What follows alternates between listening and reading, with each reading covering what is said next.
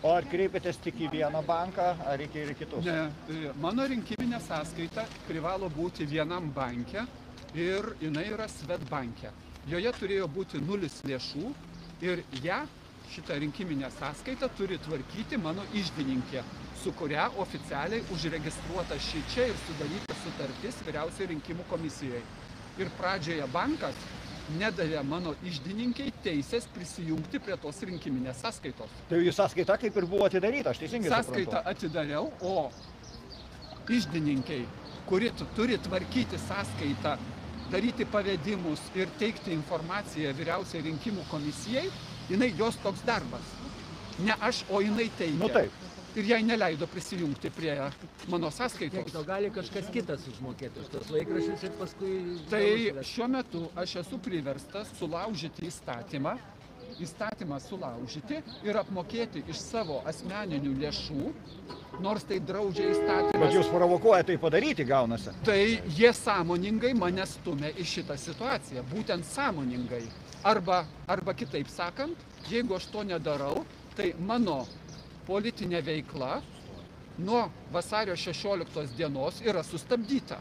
Tai yra tiesioginis banko kišimasis į Lietuvos prezidento rinkimus. Ir užsienio banko, ne Lietuvos banko, užsienio banko, Švedijos banko kišimasis. Tai jau ką bankas sako apskritai? Jo, kokią priežastį? Bankas atsisako susitikti ir pasakyti priežastį. Atsisako sakyti kažką. Jie pasakė, mes nepadidinsim jums limito, mes nepadidinsim. Kitaip sakant, reikia laukti kol mėnesis pasibaigs. Kovo 1 dieną aš jau galiu vėl vykdyti pavedimus.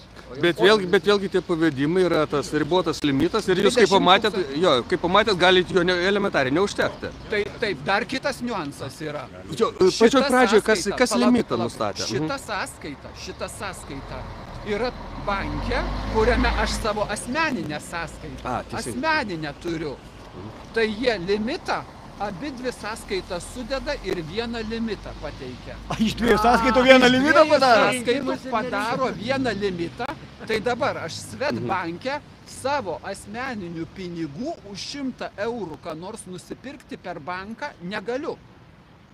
Aš negaliu. Jūs negalite net maisto nusipirkti? Taip, jeigu reikia, pavyzdžiui, pavedimą padaryti mano, pavyzdžiui, apmokėti už dujas ar už elektrą. Netgi paslaugas negalite? Aš negaliu, nes viršytas limitas. Tai ta prasme ir išsiimti pinigų kortelę negalite? Oi, šito nebandžiau išsiimti. Gal jūs galite išsigryninti dalį pinigų ir apmokėti? Vyriausios rinkiminę sąskaitą aš galiu tik tai pavedimu. Tik pavedimu, ar ne? Supratau. Tai būtų nusižengimas ir labai griežtas nusižengimas. Tai šitoj vietoj Swedbankas, mano suvokimu, elementariu ištvirkauja ir savivaliauja, besikišdamas arba dalyvaudamas Lietuvoje politinėje kovoje. Reiškia palaikydamas tam tikrą politinę jėgą, bet tikrai ne mane. Eduardai, klausimas toksai, kai steigėte rinkiminę sąskaitą, tas limitas buvo iš karto uždėtas banko? Ar jūs galėjote tenai pasakyti, kad 50 tūkstančių, 100 tūkstančių? Ne, jisai iš karto buvo. Bet galėjote jūs tuo metu dar kol nedalyvauti rinkimuose pasididinti, pamažinti? Aš teoriškai imant... Jūs tiesiog nežinojot, kad jums reikės? Teoriškai imant turbūt galėjau, ar ne? Bet man tiesiog... Bet jūs nepabandėte? Ne, man tų pinigų nereikėjo. Mano asmeniniam sąskaitom užtenka mažesnės sumos, ar ne? Dabar, kai prireikė... Kai jau įsibėgėjo? Taip. Tai tada pasakė, kad aš turiu 2 savaitėms sustabdyti politinę veiklą. Jūs dabar atvykote nuo Swedbanko. Swedbankas su jumis atsisakė bendro. Dabar mes atvykome kaip tik prie... Vyriausią rinkimų komisiją. Koks tikslas atvykti čia ir kas dabar bus? Gal tegul advokatas pasako griežtą žodį. Advokatas, reikia pristatykite, kad žiūrovai žinotų. Advokatas Miciūnas atstovauja Eduardą Vaitkų ir mes šiai dienai turime 3 vietas aplankyti. Pirmą aplankėm Swedbanką, dabar Vyriausią rinkimų komisiją. Vyriausią rinkimų komisijoje mes turime pateikti pareiškimą, tam tikrą deklaraciją Eduardo Vaitkaus vardu, kuria pareiškime nepasitikėjimą šitą rinkiminę visa eiga, visų pirma dėl to, kad Vyriausia rinkimų komisija, kuri privalo prižiūrėti ir organizuoti tinkamai, demokratiškai ir lygiateisiai rinkimus, ji to nedaro, nekontroliuoja subjektų, kurie dalyvauja šitoje veikloje, tai yra žiniasklaidos priemonių, tai yra finansinių institucijų ir taip pat kitų įmonių įstaigų, kurias jie privalo kontroliuoti, bet nesukontroliuoja. Todėl mes pareikšime nepasitikėjimą taip pat ir VRK visai sudėčiai ir taip pat pirmininkiai. Tai tokį pareiškimą mes norėtumėm pateikti. Tada klausimas, sakykite, ar jūs kaip teisininkas vis tiek geriau žinote, tai yra Vyriausioji rinkimų komisija, ar turi teisę nurodyti komerciniam bankui, kurie užsiema komercinę veiklą, nori duodu, nori neduodu, ar jie turi teisę nurodyti tam bankui, kaip veikti? VRK pagal įstatymus privalo organizuoti tinkamai